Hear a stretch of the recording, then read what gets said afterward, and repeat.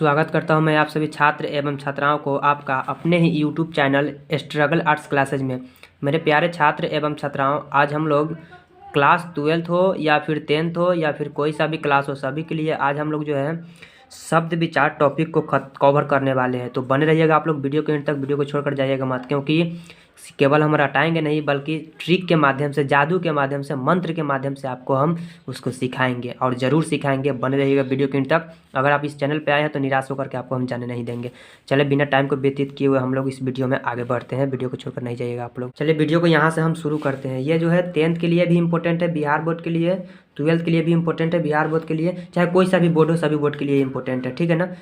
देखिए, शब्द विचार टॉपिक था वर्ण विचार। आज हम शब्द विचार को कवर करने वाले हैं। सबसे पहले हम लोग जानेंगे कि शब्द किसे कहते हैं। ध्यान से समझिए शब्द की परिभाषा। शब्द कहते किसे हैं? तो वर्णों या ध्वनियों के सार्थक मेल को शब्द कहते हैं। किसे शब्द कहते हैं? एग्जाम में कहीं आपसे पूछेगा वर्णों या ध्वनियों के सार्थक मेल को क्या कहते हैं, आप क्या बोलिएगा कि वर्णों या ध्वनियों के सार्थक मेल को शब्द कहते हैं। जैसे देखिए, राम, श्याम, कमल, कुछ भी हो सकता है, बस शर्त ये है कि उस वर्ण या ध्वनि का जो मेल है वह सार्थक होना चाहिए, सटीक होना चाहिए, सही होना चाहिए। जैसे सार्थक का मतलब क्या? सह मतलब सहित मतलब सार्थक, अर्थक मतलब अर्थ, यानी कि उसका सही सही अर्थ निकलना चाहिए। अगर सही अर्थ नहीं निकल रहा है तो फिर वह शब्द तो होगा लेकिन सही शब्द नहीं होगा। चलिए देखिए क्या बता रहे थे। हाँ, तो हम लोग यहाँ पर थे ना कि शब्द तो बन जाता है, कुछ भी लिख दीजिए शब्द तो बन जाता है, किंतु शब्द का सटीक अर्थ निकलना चाहिए तो हम उसे शब्द बोलेंगे। तो ना बोलेंगे वर्णों या ध्वनियों का सार्थक मेल होना चाहिए, सही सही मेल, सही सही अर्थ निकलना चाहिए तो बोलेंगे शब्द, अन्यथा तो फिर कोई अर्थ ही नहीं रहेगा। जैसे देखिए, राम लिखे हैं, आप मरा लिख देंगे, क्या है? श्याम लिखे हैं, आप किसी को इधर उधर फेंट फाट के लिख देंगे। कमल लिखे और ल को इन्हें कर देंगे, क को ने, म को ने, कोई शब्द का अर्थ रहेगा? नहीं ना रहेगा। तो फिर उसे शब्द बोलेंगे लेकिन वह शब्द का अर्थ सटीक नहीं होगा। आगे देखिए, शब्दों के कितने भेद होते हैं? शब्दों के कितने भेद होते हैं? इस तरह से जब पूछा जाए ना तो आप यहाँ पर प्रश्नवाचक चिन्ह दिया कीजिए, प्रश्नवाचक चिन्ह। ठीक है। तो उत्तर में क्या लिखेंगे कि शब्दों के जो है ना मुख्यतः 4 भेद होते हैं। शब्दों के मुख्यतः 4 भेद होते हैं। अर्थ के आधार पर। कौन से? तो अर्थ के आधार पर, दूसरा व्युत्पत्ति के आधार पर या रचना के आधार पर, बात बराबर है। तीसरा उत्पत्ति के आधार पर और चौथा रूपांतरण के आधार पर। तो कुल मिलाकर के 4 गो हो गया। अब हम लोग चारों के बारे में विस्तार से पढ़ेंगे, अभी ख़त्म नहीं हुआ है। अब हम लोग चारों के बारे में विस्तार से यहाँ से पढ़ेंगे। चलिए हम लोग आगे बढ़ते हैं। अब देखिए, उससे पहले आप लोगों को थोड़ा सा ये बात याद रखना है, क्या? तो जिस शब्द का अर्थ निकले उसे क्या कहते हैं? तो जिस शब्द का अर्थ निकले उसे सार्थक शब्द कहते हैं। ठीक है ना। और जिस शब्द का अर्थ नहीं निकले उसे क्या कहते हैं? तो जिस शब्द का अर्थ नहीं निकले उसे निरर्थक शब्द कहते हैं। वीडियो बनाते समय हम एक बात को मिस करके आप लोगों को बताना ही भूल गए हैं। वो कौन सी बात? तो अर्थ के आधार पर आपको हम शब्द के बारे में बताए तो है, लेकिन एक बात बताना भूल गए हैं, शॉर्टकट में बता दिए। तो पूछेगा एग्जाम में अगर आपसे कि अर्थ के आधार पर शब्द के कितने भेद होते हैं, तो आप बोलिएगा कि अर्थ के आधार पर शब्द के 2 भेद होते हैं। कौन कौन सी? तो एक होता है सार्थक और दूसरा होता है निरर्थक, यानी एक सार्थक शब्द और दूसरा निरर्थक शब्द। याद रखिएगा, ऑब्जेक्टिव में काम देगा। चलिए उसके बारे में समझ लेते हैं। सार्थक कहने का मतलब जैसे हम लोग बोलते हैं ना, खाना ऊना, खाना वोना, तो इसमें खाना जो है सार्थक शब्द है, जबकि वोना जो है निरर्थक शब्द है। इस प्रकार बोलते हैं रोटी वोटी, रोटी सार्थक हो गया और वोटी जो है वह निरर्थक हो गया। तो इस प्रकार से सार्थक और निरर्थक शब्द एग्जाम में देकर के आप पहचान लीजिएगा, हमें उम्मीद है। चलिए आगे देखते हैं।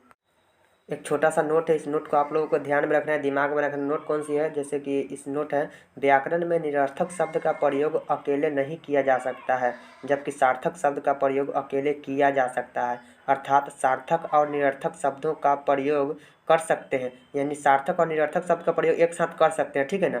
जबकि निरर्थक शब्द का प्रयोग सिंगल नहीं कर सकते हैं, जबकि सार्थक शब्द का प्रयोग सिंगल कर सकते हैं। व्याकरण में निरर्थक शब्द का प्रयोग बहुत कम किया जाता है।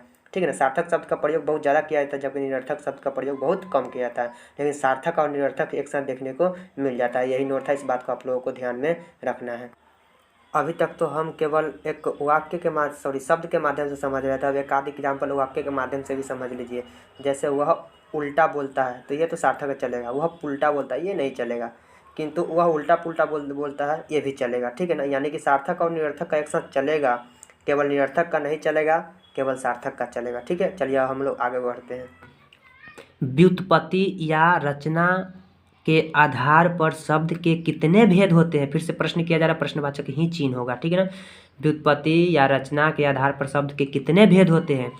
तो बोलेंगे उत्तर की व्युत्पत्ति हो या फिर रचना, दोनों में से कोई हो, बतवा बराबर है। व्युत्पत्ति या रचना के आधार पर शब्द के मुख्यतः 3 भेद होते हैं। कितने भेद होते हैं? 3 भेद। Most important, very very important है ये, चाहे 12th के लिए चाहे 10th के लिए, एग्जाम में बार बार ऑब्जेक्टिव यानी वस्तुनिष्ठ प्रश्न में पूछा जाता है, ठीक है ना। कौन कौन सा 3 होता है वो भी देख लेते हैं।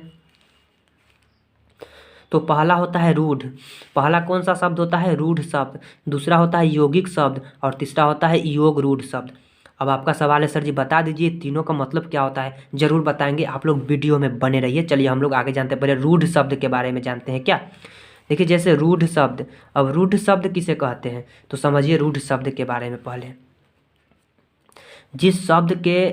जिस शब्द को खंड करने के बाद भी अथवा टुकड़े करने के बाद भी उसका कोई अर्थ ना निकले, क्या समझे, कोई ऐसा शब्द रहेगा, ठीक है ना, जिसका खंड या टुकड़ा करेंगे और उसका कोई अर्थ ही नहीं निकलेगा, तो उसे हम लोग बोलेंगे रूढ़ शब्द। समझ में आया? नहीं समझ में आया तो एग्जाम्पल देखिए, जरूर समझ में आएगा। इसका एग्जाम्पल देखिए पहले, जैसे देखिए विद्या। अब मान लीजिए विद्या को हम तोड़ेंगे तो वी हो जाएगा और धा हो जाएगा। अब बताइए वी का कोई अर्थ है क्या? धा का कोई अर्थ है क्या? नहीं ना, कोई अर्थ है। तो जैसे कि नाक देख लीजिए, नाक को तोड़े तो ना प्लस क, ना का क्या अर्थ है? क का क्या अर्थ है? यानी ये तोड़ रहे हैं ना, तो तोड़ने के बाद उसका कोई अर्थ ही नहीं निकल रहा है, तो इसे हम लोग बोलेंगे रूढ़ शब्द। समझ में आया? चलिए यौगिक शब्द के बारे में देखते हैं। तीनों समझिए, बहुत अच्छा समझ में आ जाएगा। आगे देखिए अब यौगिक शब्द के बारे में। यौगिक शब्द किसे कहते हैं? तो ऐसे शब्द जो दूसरे शब्दों के मेल से बने हैं, ऐसे शब्द जो दूसरे शब्दों के मेल से बने हैं, जिनके सभी खंड सार्थक होते हैं। पहले ही आपको हम बताया सार्थक का मतलब क्या होता है, सही सही अर्थ होना चाहिए। तो ऐसे शब्द जो दूसरे शब्द के मेल से बने हैं और जिसका सभी खंड जो है सार्थक होता है, उसे ही हम लोग यौगिक शब्द कहते हैं। जैसे आप लोगों के सामने एग्जाम्पल है, देखिए जैसे कि विद्यालय। अब देखिए विद्यालय को आप लोग तोड़ करके देखिए, विद्या जोड़ आलय। विद्या मतलब क्या होता है? ज्ञान होता है। आलय मतलब क्या होता है? घर होता है, यानी कि ज्ञान का घर, ज्ञान का घर। दोनों शब्द का अर्थ निकल रहा है कि नहीं निकल रहा है? आप बोलिएगा सर जी निकल रहा है।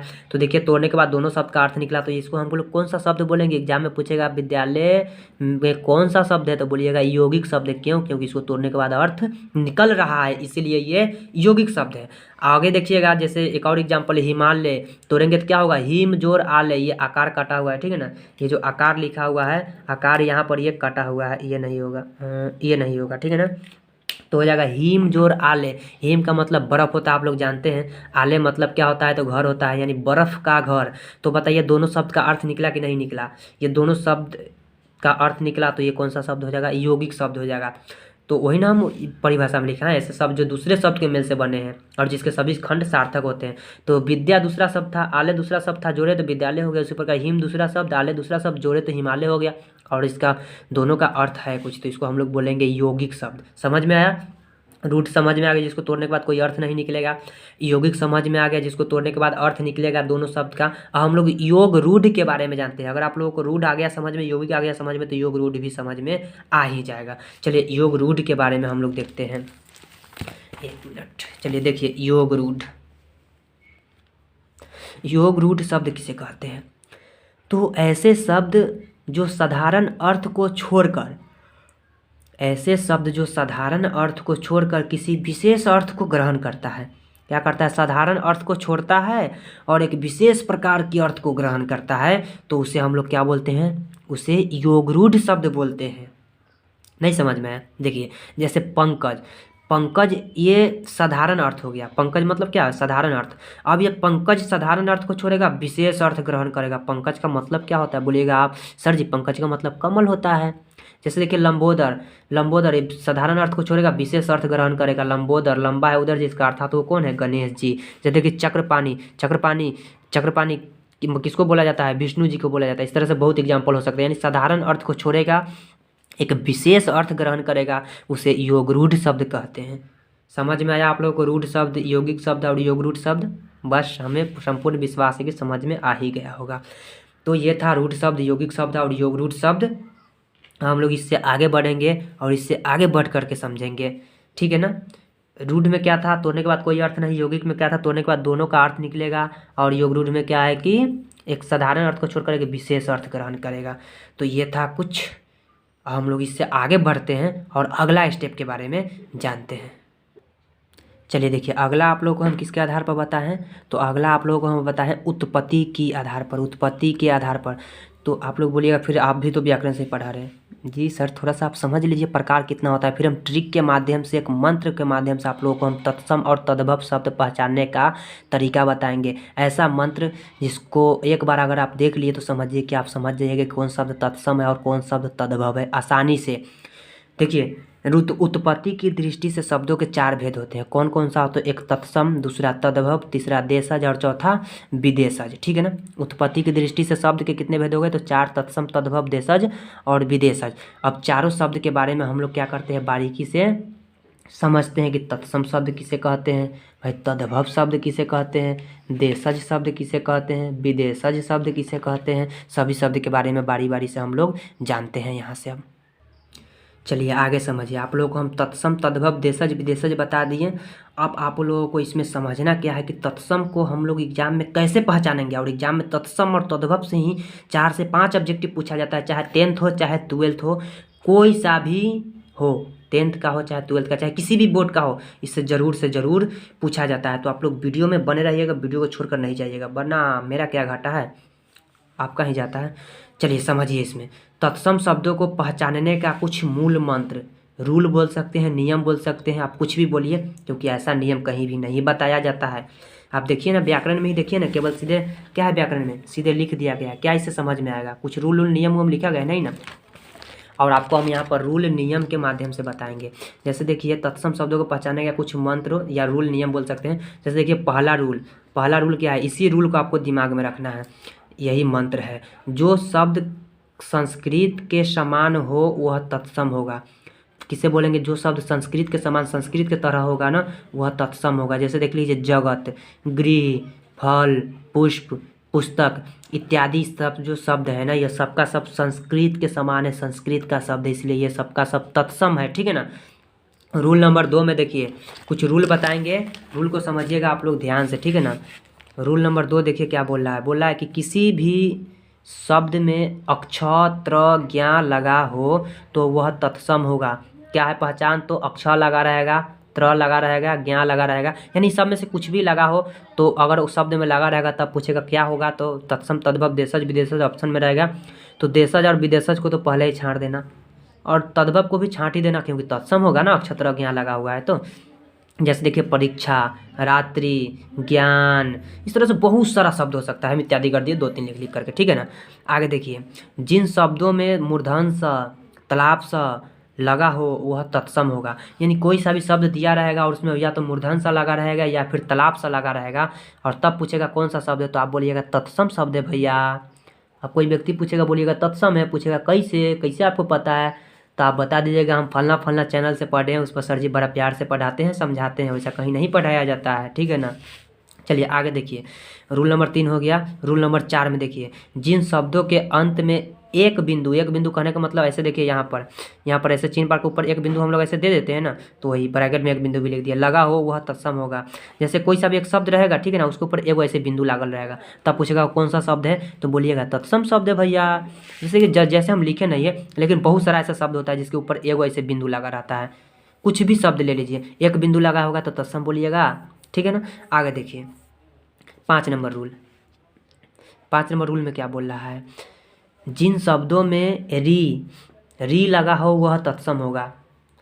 कई तरह के री का प्रयोग किया जाता है, कई तरह के री का प्रयोग, यानी कि री भी कई तरह के होता है। जैसे देखिए ना, यहाँ पर देखिए, यानी कि ऐसे क्र, इसमें र की मात्रा है ना, चाहे क्री, इसमें री, यानी उसके बाद ऐसे कभी कभी हम लोग कर्म लिखते हैं, कुछ भी लिखते हैं तो ऊपर र की मात्रा देते हैं ना ऐसे, या फिर ऐसे ही क्री लिखते हैं। यानी किसी भी तरह से अगर ऐसे आपको नीचा से काटल मिल जाए, ऊपर से ऐसे काटल, ऐसे बगल से काटल मिल जाए, ऊपर से ऐसे मिल जाए, ऐसे मिल जाए, किसी भी तरह से अगर कोई शब्द रहेगा, उस शब्द के कोई अगर अक्षर में ऐसे काटल रहे, ऐसे रहे, ऐसे रहे, ऐसे रहे, कैसे भी रहे ना, इन सब में से कोई सा भी रहे तो वह तत्सम ही होगा।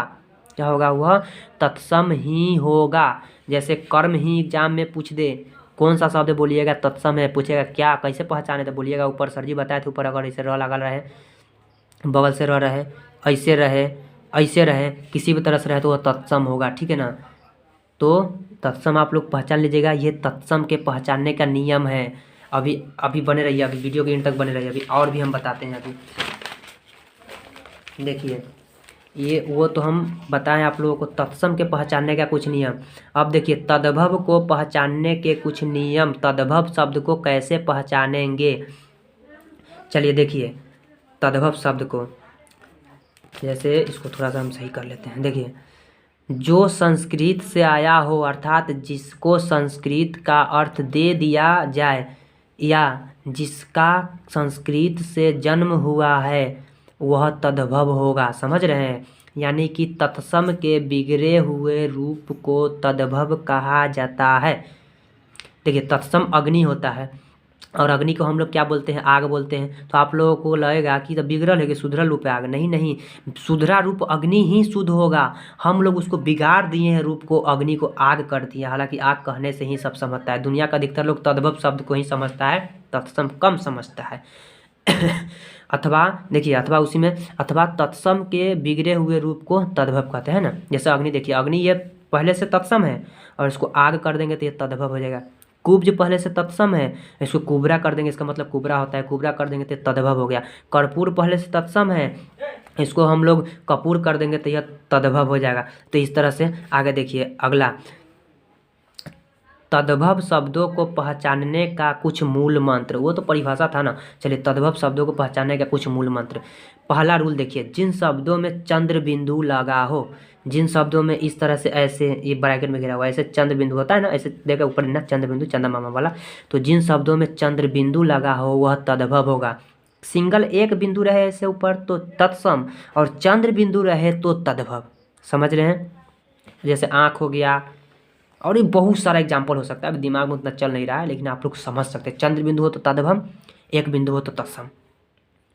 आगे देखिए रूल नंबर 2, जो शब्द संस्कृत का हिंदी अर्थ हो वह तद्भव होगा। यानी कि पहले से वह रहेगा संस्कृत, और उसका जैसे हम लोग हिंदी में जैसे ही उसको प्रकट करेंगे ना, उसके रूप को जैसे ही बिगाड़ेंगे, यानी अग्नि के जैसे आग करते हैं ना, कुब्ज के कुबरा करते हैं ना, कर्पूर को कपूर करते हैं ना, जैसे रूप को चेंज करेंगे तो तद्भव, और पहले से जिस रूप में है वह तत्सम, रूप को चेंज करेंगे तो तद्भव। तो ये था तद्भव शब्दों को पहचानने का कुछ रूल। बस 2 ही रूल आप ध्यान में रखिए, एग्जाम में आप आराम से पहचान लीजिएगा। ज़्यादातर एग्जाम में तत्सम से ही रहता है, हम बोलते हैं कि 50% तत्सम से ही रहता है, 30% आपका तद्भव से ही रहता है, 80%, और 20% बच गया तो 10% देशज और 10% विदेशज से रहता है। 100%। आप बोलिएगा कि 100% इसी से रहता है तो और किताब उताब से ना रहता है, जी नहीं, हम मतलब तत्सम तद्भव की बात कर रहे हैं यहाँ पर। तत्सम तद्भव देशज विदेशज की बात करें, पूरा हम ऑल टॉपिक की बात नहीं कर रहे हैं। फिलहाल इसकी बात करें कि इससे इतना ज़्यादा पूछा जाता है, ये बात हम बोल रहे हैं, ठीक है ना। तो तत्सम और तद्भव हमें उम्मीद है कि आप एग्जाम में देख करके पहचान लीजिएगा, कहीं भी आप देखिएगा खटाक से पहचान लीजिएगा आप। और फिर आपसे कोई पूछेगा कैसे पहचान रहे हैं, तो एक बार आप मुझे भी याद कीजिएगा कि वही बताए थे। चलिए अब हम लोग आगे बढ़ते, इससे आगे बढ़ करके समझते हैं। देखिए तत्सम तद्भव के कुछ हम बहुत सारा एग्जाम्पल लिखे हुए हैं। जैसे देखिए रात्रि, रात्रि का क्या होता है, रात, तरह लगा है तो तत्सम, और उसका रूप को बिगाड़ दिए तो तद्भव। इसी तरह से बहुत है, जैसे अग्नि, आधा गौ का हलंत लगा दिए, थोड़ा सा मिस्टेक हो गया। अग्नि का आग, चैत्र, तो चैत्र का होता है। और फिलहाल आप लोग यहाँ पर तत्सम और तद्भव को पहचानने का कुछ तरीका जो बताया उसको आप लोग ध्यान में रखिएगा, देखिए, ठीक है ना। और यही इसी शब्द में से एग्जाम में ज़्यादातर देखने को आप लोगों को मिलेगा। देखिए ये सब आप लोग वीडियो को रुक रुक करके लिख सकते हैं, हम आगे बढ़ते हैं ताकि वीडियो ज़्यादा लंबा ना हो, आप लोग स्क्रीनशॉट ले सकते हैं, ठीक है ना। चलिए देशज शब्द के बारे में कुछ जान लेते हैं। देशज शब्द किसे कहते हैं, तो देश की बोलचाल में पाए जाने वाले शब्द को देशज शब्द कहते हैं। अर्थात अपने ही देश के बोलचाल में जो शब्द होते हैं वो देशज कहलाते हैं, अपने देश की बोलचाल में। जैसे देखिए ना, देशज शब्द के मूल रूप का पता ही नहीं चलता है, यानी देशज शब्द का जो मूल रूप होता है ना, मूल रूप पहले वाला रूप, वो पता ही नहीं चलता कि इसका मूल रूप आखिर है क्या। जैसे देखिए डिबिया, अपने भाषा में हम लोग अपने देश की बोलचाल में बोलते हैं, इसका मूल रूप क्या है कुछ पता नहीं है। देखिए ना, फुनगी, लोटा, तेंदुआ, पगड़ी, कबड्डी, कुत्ता, खच्चर इत्यादि बहुत सारा एग्जाम्पल हो सकता है। ये हम लोग अपने देश की बोलचाल में बोलते हैं, इसका मूल रूप का पता ही नहीं कि मूल रूप इसका है तो आखिर है क्या। ये था देशज। देशज पे उतना ज़्यादा ध्यान नहीं दीजिए, जो एग्जाम्पल लिख दीजिए, एग्जाम्पल पर ध्यान दे दीजिए, काफ़ी है। और आप व्याकरण का भी कुछ एग्जाम्पल को आप लोग देख लीजिएगा, एग्जाम्पल केवल देख लीजिएगा यहाँ से, ठीक है ना, क्योंकि एग्जाम्पल इसी में से ज़्यादातर रहता है। और ये देशज था। अब कुछ विदेशज के बारे में जान लेते हैं हम लोग।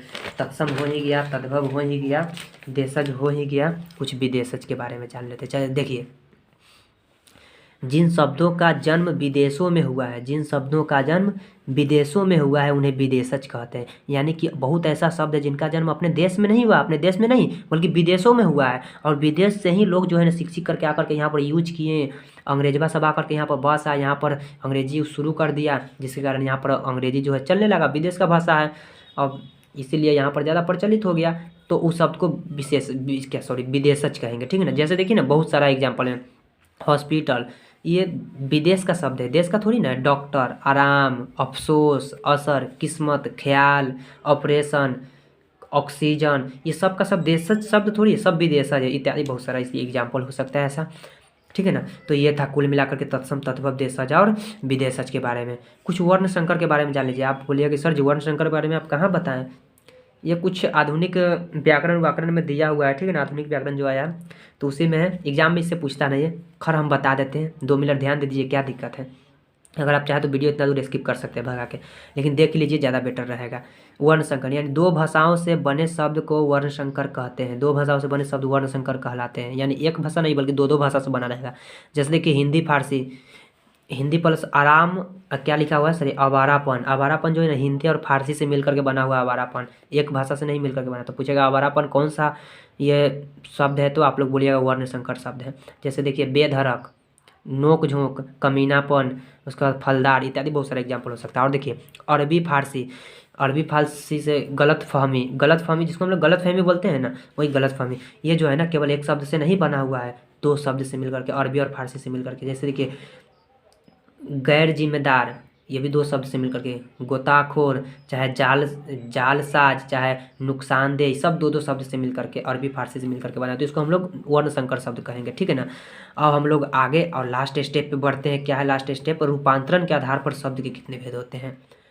तो रूपांतरण के आधार पर जो है शब्द के 2 भेद होते हैं। अब 2 को कौन कौन सा होता है? एक विकारी शब्द होता है, दूसरा अविकारी शब्द होता है। अब बोलिएगा कि आप लोग सर जी जल्दी जल्दी बताइए ना, विकारी और अविकारी भी समझ लेते हैं, जैसे आप सब समझा दिए, इसको भी समझा दीजिए। जरूर समझाएंगे, बने रहिए वीडियो के एंड तक। चलिए, विकारी शब्द के बारे में पहले हम लोग जानते हैं, विकारी शब्द किसे कहते हैं। देखिए, विकारी शब्द किसे कहते हैं? जो शब्द लिंग, कारक, पुरुष एवं वचन के अनुसार अपना रूप बदलते हैं उन्हें विकारी शब्द कहते हैं। उन्हें विकारी शब्द कहते हैं। संज्ञा, सर्वनाम, विशेषण एवं क्रिया ये लिंग, वचन, कारक के अनुसार अपना रूप बदल लेते हैं। ये लिंग, वचन, कारक के अनुसार अपना रूप क्या करते हैं? बदल लेते हैं। विकारी का साफ साफ अर्थ होता है बदल जाना। विकारी का साफ साफ अर्थ क्या होता है? बदल जाना। जैसे मैं जाता हूँ, अब देखिए इसको हम लोग लिंग के अनुसार चेंज करेंगे, नहीं हो जाएगा मैं जाती हूँ, बदल रहा है कि नहीं अपना रूप। तो जो अपना रूप बदल लेता है लिंग, वचन, कारक, पुरुष के अनुसार, तो उससे हम लोग बोलते हैं क्या? विकारी शब्द। इसी के विपरीत अविकारी शब्द है। अविकारी में समझिए थोड़ा सा आप लोग ध्यान से देखिए, अविकारी का मतलब क्या है। इसमें थोड़ा ज़्यादा गलती हो गया इसलिए घस घूस हो गया है। देखिए, अविकारी का साफ साफ मतलब है नहीं बदलना। विकारी का साफ साफ मतलब क्या था? बदल जाना। जबकि अविकारी का साफ साफ मतलब है नहीं बदलना। इसके बारे में कुछ समझिए। क्रिया, विशेषण, विस्मयादि बोधक, समुच्चय बोधक, संबंधवाचक, ये सभी अविकारी शब्द हैं। ये सभी लिंग, वचन एवं कारक के अनुसार नहीं बदलते हैं। विकारी को अव्यय भी कहते हैं। अब देखिए, आप लोग ये मत बोलिए सर जी सीधे पढ़ते जा रहे हैं, समझाइए ना, इससे उतना मतलब नहीं। एग्जाम में इससे बोले ना, रियल केस में 9 के बराबर पूछा जाता है। लेकिन हाँ, ये आप याद रखिएगा कि विकारी को दूसरा किस नाम से जाना जाता है? तो विकारी को अव्यय भी कहा जाता है, ठीक है ना। जैसे देखिए, अरे, हे, यहाँ, इत्यादि बहुत सारा हो सकता है। अब बताइए, अरे आप इसको लिंग के अनुसार क्या बदलिएगा? चाहे पुरुष के अनुसार, चाहे वचन के अनुसार, आप क्या बदलिएगा? अरे को क्या कीजिएगा बताइए? क्या ये चेंज हो सकता है? नहीं होगा। तो नहीं होगा तो ये अविकारी शब्द, और जो अपना रूप बदल लेता है वो विकारी शब्द। तो एग्जाम में डायरेक्ट आपसे परिभाषा ही पूछेगा कि जो लिंग, वचन, कारक के अनुसार अपना रूप बदल लेते उसे कौन सा शब्द कहते हैं? तो विकारी शब्द है। जो नहीं बदलते अपना रूप तो वो अविकारी शब्द। समझ में आया विकारी और अविकारी शब्द? अगर समझ में आ गया तो आप लोग वीडियो को अभी का भी लाइक कीजिए। हम केवल पढ़ाते जा रहे हैं, आपसे केवल एक ही उम्मीद लगा करके कि आप लोग क्या कीजिएगा, मेरे वीडियो को लाइक ज़रूर कीजिएगा। बस इतना छोटा सा उम्मीद है। वीडियो को लाइक कीजिएगा। अगर आप मेरे चैनल पर न्यू है ना, तो चैनल को सब्सक्राइब कर ही लीजिए, क्योंकि इस तरह के जो है हम नोटिफिकेशन लेकर के आते रहते हैं। और एग्ज़ाम जब नज़दीक आएगा तो ऐसे प्रश्न को हम बताएंगे जो कल होकर के एग्ज़ाम में छपाने वाला रहेगा। इस तरह के कुछ हम प्रश्न को कवर करेंगे, ठीक है ना। अभी फ़िलहाल हम जो पढ़ा रहे हैं उसको आप लोग पढ़ते चलिए और वैसा भी प्रश्न बताएंगे जो बहुत ज़्यादा ज़रूरी है, डायरेक्ट एग्जाम में पूछता है। अभी फ़िलहाल आप लोग इतना पढ़िए, ये भी बहुत ज़रूरी है जो टॉपिक पढ़ा रहे हैं, ठीक है ना। चैनल पे आप न्यू हैं तो चैनल को सब्सक्राइब कर लीजिएगा। वीडियो अच्छा लगा होगा तो थोड़ा सा भी अच्छा लगा होगा वीडियो को लाइक कर देना, और वीडियो को उन लोगों के पास शेयर करना जो अगले ईयर या फिर इसी ईयर एग्जाम देने वाले हैं, चाहे वो 10th का हो चाहे 12th का हो, किसी भी क्लास का हो, सबके पास आप इस वीडियो को शेयर कर सकते हैं, कोई दिक्कत नहीं है। फिर मिलते हैं हम लोग अगले वीडियो के साथ, जब तक के लिए बाय बाय मेरे प्यारे छात्र एवं छात्राओं, और जय हिंद जय भारत।